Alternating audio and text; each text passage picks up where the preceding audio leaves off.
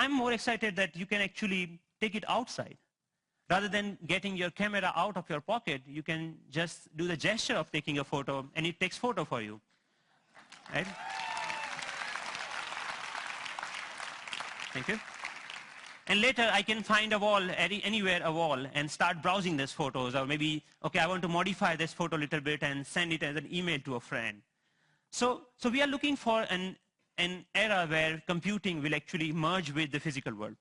And of course, if you don't have any surface, you can start using your palm for simple operation. I'm here, I'm dialing a phone number just using my hand.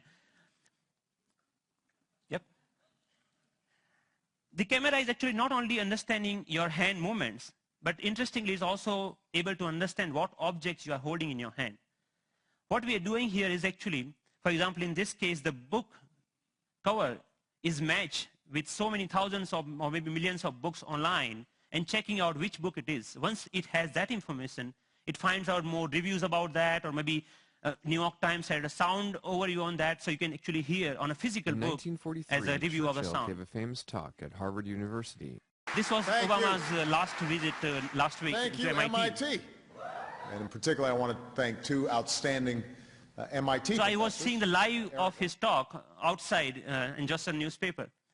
Your newspaper will show you live of your weather information rather than having updated like you have to check your computer in order to do that, right?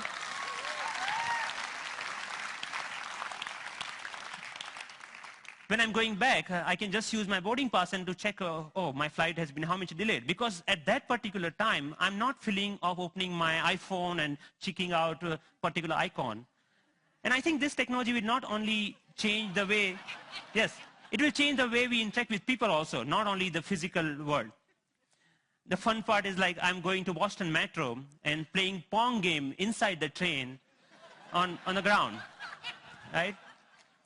And I think the imagination is the only limit of what you can think of when this kind of technology merging with the real life.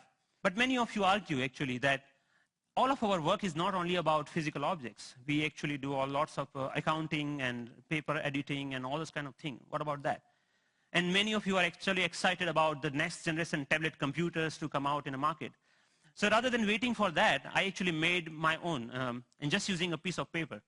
So what here I did is remove the camera, all the cameras, webcam, have a microphone inside that camera. I removed that microphone from that, and that just pinch that, like I just make a clip out of that microphone and clip that to a piece of paper, any paper that you found around. So now the sound of the touch is exactly getting me when exactly I'm touching the paper. But the camera is actually tracking where my fingers are moving. You can, of course, watch movies. Good afternoon. My name is Russell, and I am a wilderness explorer in Tribe 54. And you can, of course, play games. Here the camera is actually understanding how you're holding the paper and playing the car racing game.